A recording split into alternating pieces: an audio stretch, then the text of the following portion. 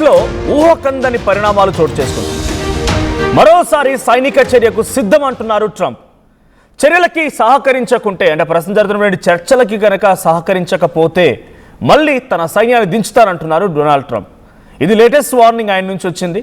అయితే సిచ్యువేషన్ రూమ్లో నిన్న ఉన్నతాధికారులతో ట్రంప్ ఎమర్జెన్సీ మీటింగ్ కాల్ఫర్ చేశారు. సో ఏ క్షణమైనా మళ్ళీ భీకర యుద్ధం జరిగే అవకాశం ఉంది.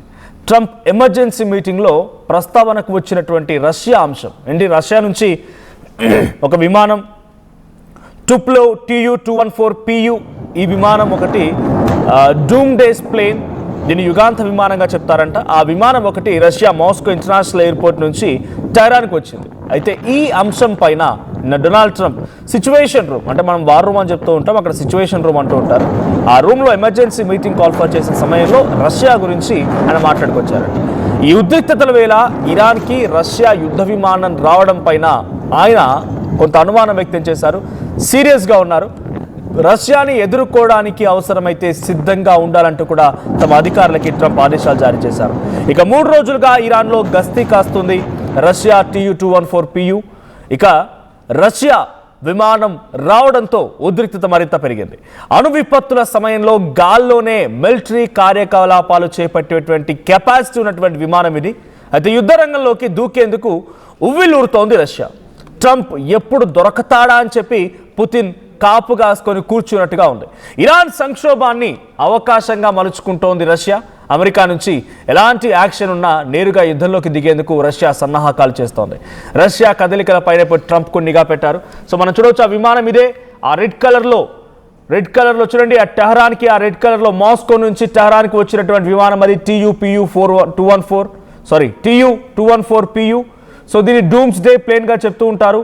యుగాంత విమానం ఇది. ఇందాక నేను చెప్పినట్టుగా అణుయుద్ధాల సమయంలో కూడా అవసరమైతే ఆ రెడ్ కలర్ చూడండి, ఆ రెడ్ కలర్ విమానం ఆ కాస్పియన్ సీ మీదుగా ఇటువైపుగా వచ్చి టెహరాన్లో ఆగిపోతుంది. ఇప్పుడు సుమారుగా 3-4 రోజులు అవుతున్న విమానం వచ్చి కూడా అక్కడి నుంచి గస్తీ కాస్తోంది. ఏ క్షణమైనా డొనాల్డ్ ట్రంప్ అటాక్ చేస్తే తమ సత్తా ఏంటో చూపించడానికి రష్యా సిద్ధంగా ఉన్నట్టుగా ఉంది. అయితే అణుయుద్ధాల సమయంలో కూడా, అంటే నిజంగానే ఒక అణుయుద్ధం జరిగిందంటే ఆ సమయంలో కూడా గాల్లోనే గగనతలాన్ని పూర్తిగా తమ కంట్రోల్లోకి తీసుకొని అటాక్ చేయగల సామర్థ్యం ఉన్న కెపాసిటీ ఉన్నటువంటి విమానం అది.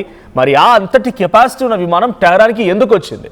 ఎందుకు టెహరాన్కి రావాల్సి వచ్చింది? డొనాల్డ్ ట్రంప్ వార్నింగ్ ఏంటి? ఇప్పుడు చర్చలకి ఇరాన్ సహకరిస్తేనేమో సరే, లేదనంటే యుద్ధ సన్నాహాలు మళ్ళీ మొదలుపెట్టండి. ఎలాగైనా సరే ఈసారి ఇరాన్ని వంతమొందించాల్సిందే. దీనికి తోడు రష్యా కూడా ఉవ్విళ్ళూరుతోంది మనతో యుద్ధానికి. రష్యా కూడా టెహరాన్కి సహాయం అందిస్తోంది. కాబట్టి రష్యా ఇచ్చేటువంటి సహాయం మూలంగా ఇరాన్ మరింతగా స్ట్రెంథన్ అవుతోంది. దీంతో పాటు రష్యా కూడా యుద్ధంలోకి దిగాలనుకుంటోంది. కాబట్టి మనం రష్యాను కూడా ఎదుర్కోవడానికి సిద్ధంగా ఉండాలి. మళ్ళీ సైన్యాన్ని పంపిస్తాను అని చెప్పి డొనాల్డ్ ట్రంప్ వార్నింగ్ ఇస్తున్నారు. నేను ఆ సిచ్యువేషన్ రూమ్లో అటెండ్ అయిన ఆయన కాస్త సీరియస్ అయ్యారు. చాలా నిశ్చితంగా పరిశీలిస్తున్నారు. ఈ మధ్య కాలంలో ఇజ్రాయెల్ లెబనాన్పై అటాక్ చేసిందా, తర్వాత లెబనాన్ ఏ రకంగా నష్టపోయింది, ఇప్పుడున్న సిచ్యువేషన్లో సౌదీ పైన యెమెన్ ఏ రకమైన అటాక్ చేసింది, ముందుగా సౌదీ యెమెన్ని ఏమంది అంటే మిడిల్ ఈస్ట్లో జరిగినటువంటి ప్రతి పరిణామాలను నిశ్చితంగా గమనిస్తూ దీని వెనుక రష్యా పాత్ర ఎంత ఉంది, రష్యా పాత్ర ఉంటే రష్యా ఎంత మేర మనం తట్టుకోగలిగే స్థితిలో ఉంది, సో రష్యా మేము అటాక్ చేస్తే రష్యా తిరిగి దాడి చేయగలుగుతుంది, రష్యా దగ్గర ఉన్న సామర్థ్యం ఏంటి, ఇంకా ఈ రష్యాతో పాటుగా చైనా కూడా ఇరాన్కి సహాయ సహకారం అందిస్తుంది అనేది అది చాలా పెద్ద ఎత్తున ఇంటర్నేషనల్లో చర్చ జరుగుతోంది. మరి నిజంగానే రష్యా ఎంట్రీ ఇచ్చినట్టుగా చైనా కూడా ఎంట్రీ ఇస్తే ఈ రెండు అగ్రదేశాలని అంటే అమెరికాతో సరిదూకడం అని కాదు, అమెరికాతో పోటీ పడగల సామర్థ్యం ఉన్నటువంటి ఈ రెండు దేశాలు కనుక యుద్ధంలోకి దిగితే అమెరికా ఏం చేయబోతోంది? ఇప్పుడు ఇదే హాట్ టాపిక్. సో రష్యా వచ్చి ఒక విమానాన్ని ఇప్పుడు అక్కడే గస్తీ కాస్తూ కూర్చుంది. అంతెందుకు మీరు గమనించండి, స్ట్రైట్ ఆఫ్ హార్మూజ్ నుంచి ఎటువంటి నౌకలు వెళ్ళడానికి వీల్లేదు. ఏదైనా నౌక స్ట్రైట్ ఆఫ్ హార్మూజ్ నుంచి ఇరాన్ వైపుగా వెళ్తుందని అంటే డొనాల్డ్ ట్రంప్ ఆపేశాడు. బికాజ్ అక్కడ ఇంపోర్ట్స్ అండ్ ఎక్స్పోర్ట్స్ ఆపడం ఒక ఎత్తు అయితే, ఇంకో ఎత్తు ఏంటంటే అక్కడ కనుక ఈ నౌకలు వెళ్తే దాంట్లో ఆయుధాలు ఉంటాయి, డెఫినెట్గా అమెరికాకి ప్రమాదమే. కాబట్టి ఇరాన్కి వెళ్ళేటువంటి నౌకలు మొత్తాన్ని నిలిపివేసింది. మరి ఇరాన్ గగనతలం పైనకి ఏదైనా ఆయుధాలు వచ్చాయా? లేదు. ఇరాన్ దగ్గర ఉన్నటువంటి రిజర్వ్స్ మాత్రమే ఉపయోగించిందానంటే నో, డెఫినెట్లీ ఇట్స్ నో. ఎందుకనంటే రష్యా అండ్ ఇరాన్కి మధ్యలో ఇఫ్ ఎట్ ఆల్ మీ దగ్గర world map Google earth open చేయండి, మీ దగ్గర ఫోన్ కనుక ఉంటే. సో దాంట్లో చూడండి, రష్యాకి పై భాగంలో తుర్మెన్కిస్తాన్ తర్వాత పక్కనే అజర్బైజాన్ మధ్యలో నుంచి ఒక చిన్న సరస్సు లాంటి, నేను సరస్సు అన్నాను సముద్రమే కానీ దానికి ఎటువంటి లింక్స్ లేవు, అరేబియన్ సీ కానీ ఇతరత్ర వెయిట్ కూడా లింక్స్ ఉండవు. ఇక్కడ మీరు చూడొచ్చు, ఒకసారి ఫుల్గా చూపించాను పీసీఆర్ రైట్ సైడ్ బాక్స్ని. సో దాంట్లో ఒకసారి హోల్డ్ చేయండి. రైట్, ఇక్కడ మీరు చూడండి ఆ మ్యాప్ వచ్చే దగ్గర ఎల్లో కలర్ ఆ ఫ్లైట్ ఉన్నటువంటి విజువల్ చూస్తున్నారు కదా, అక్కడ కింద కనిపించే ఆ బ్లూ కలర్ అంతా కూడా అది కాస్పియన్ సీ. రష్యాకి తర్వాత ఇరాన్కి మధ్య ఉన్నటువంటి ఒక సముద్ర మార్గం అని కూడా చెప్పొచ్చు దాన్ని. సో పక్కనే అజర్బైజాన్ ఉంటుంది, తుర్మెన్కిస్తాన్ ఉంటుంది. సో ఈ దేశం నుంచి రావడానికి ఉన్నటువంటి మార్గం ద్వారా ఈ మార్గాన్ని కూడా రష్యా ఇరాన్కి సహకరించడంలో తమ నౌకల్ని పంపించి అనేక రకాల ఆయుధాన్ని సమకూర్చింది అనేది అటు FBI తర్వాత యుఎస్ సంబంధించిన అనేక ఇంటెలిజెన్స్ నిఘా వ్యవస్థలు, మొసాద్ లాంటి వ్యవస్థలు కూడా అనేక సార్లు కొన్ని విషయాలు చెప్పుకొచ్చే ప్రయత్నం చేశాయి. సో ఇప్పుడు ఆ కాస్పియన్ సీ ద్వారా ఏ రకంగా అయితే ఆయుధ సామాగ్రిని రష్యా నిజంగా ఇరాన్కి అందించారని చెప్తోందో ఇప్పుడు మరోసారి రెట్టింపు చేసింది. ఎలాగైతే మీరు నా గురించి చర్చించుకుంటున్నారు, నా గురించి నేనే ఆయుధాలు అందిస్తున్నానని చెప్పి మాట్లాడుకుంటున్నారు. సో డైరెక్ట్గా ఆయుధాలు ఇచ్చేస్తానని చెప్పి ఒక విమానాన్ని ప్రత్యేకంగా రష్యా ఇరాన్కి పంపించిందా అనే అనుమానాలు కూడా ఉన్నాయి. సో ప్రస్తుతానికి ఆ విమానం ఇప్పుడు యుద్ధ సమయంలో రావడం, ఉద్రిక్తతల నేపథ్యంలో రష్యా ఇరాన్కి సహాయం చేస్తూ ఈ రకమైనటువంటి విమానాన్ని పంపించడం, అది కూడా ఇంతటి సామర్థ్యం కెపాసిటీ ఉన్నటువంటి విమానం, ఏకంగా అణ్వాయుధాల యొక్క దాడిని తట్టుకొని గగనతలంపై నుంచి దాడి చేయగల కెపాసిటీ ఉన్నటువంటి విమానం రష్యా నుంచి ఇప్పుడు ఇరాన్కి రావడమే బిగ్గెస్ట్ హాట్ టాపిక్గా ఉంది. ఇప్పుడు ట్రంప్ కూడా ఒక రకంగా భయపడుతున్నాడనే చెప్పాలి. నిజంగా ట్రంప్ భయపడతాడా? అంతటి ఒక ఈగోయిస్టిక్ వ్యక్తి భయపడతాడు అనుమానం మీకు కలగొచ్చు. ఇక్కడ ట్రంప్ భయపడుతున్నాడు అనడంలో నా ఉద్దేశం ఏంటి అంటే, ట్రంప్ ఇప్పటికే ఇరాన్పై ఇంతటి స్థాయిలో దాడి చేస్తున్న క్రమంలో అది డైరెక్ట్గా అమెరికా ఇరాన్ మధ్య వార్ కాదు, ఇజ్రాయెల్ ఇరాన్ మధ్య ప్రాక్సీ దేశాల సహాయ సహకారాలు అందిస్తోంది అని చెప్పి ఇజ్రాయెల్ ఇరాన్పై అటాక్కి, ఇరాన్ ఇజ్రాయెల్పై అటాక్కి ఈ యుద్ధం అమెరికా ఇరాన్ వార్గా మారింది.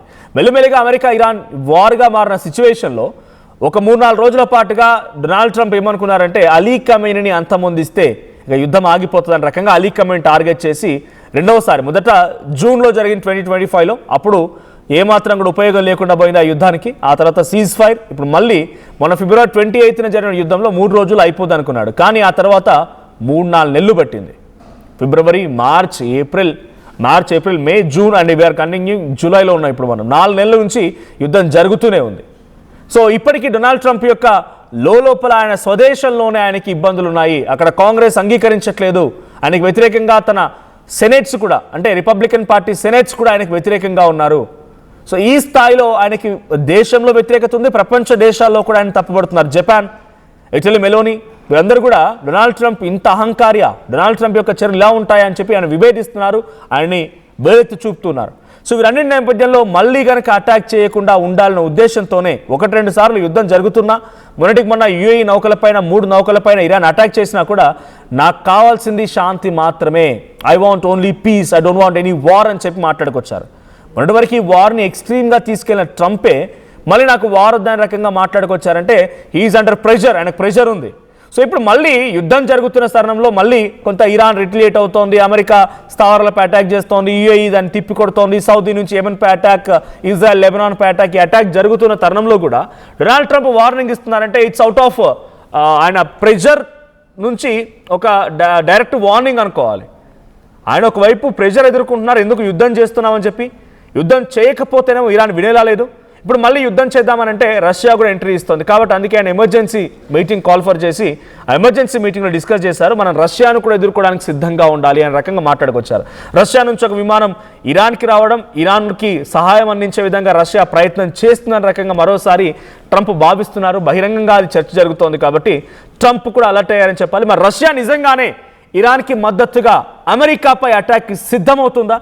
అమెరికా నిజంగా ఢీకొట్టాలని లక్ష్యం రష్యా పుతిన్కి కూడా ఉందా? ఇప్పుడు వీళ్ళిద్దరికీ తోడు చైనా కూడా రంగంలోకి దిగే అవకాశం ఉందా? ఏం జరిగిందో చూడాలి. బట్ ఊహకందని పరిణామాలు జరుగుతూ ఉన్నాయి. ఇప్పటివరకు యుద్ధం ఒక అమెరికా, ఇరాన్, ఇజ్రాయెల్ ఈ 3 దేశాల మధ్య ఉన్నటువంటి యుద్ధం కాస్త రష్యా ఇప్పుడు నేరుగా ఎంట్రీ ఇస్తే కనుక ఇట్స్ నెక్స్ట్ లెవెల్ వార్గా మారబోతోంది. బట్ అటువంటి పరిస్థితులు రాకూడదనే కోరుకుందాం. సో మొత్తంగా మీ అభిప్రాయం ఏంటి? నిజంగానే పుతిన్ ఇరాన్కి సహకరించి డైరెక్ట్గా వార్లో కనుక దిగితే ట్రంప్ పని అయిపోయినట్టేనా? ట్రంప్ రష్యా మధ్య వార్ జరగబోతోందా?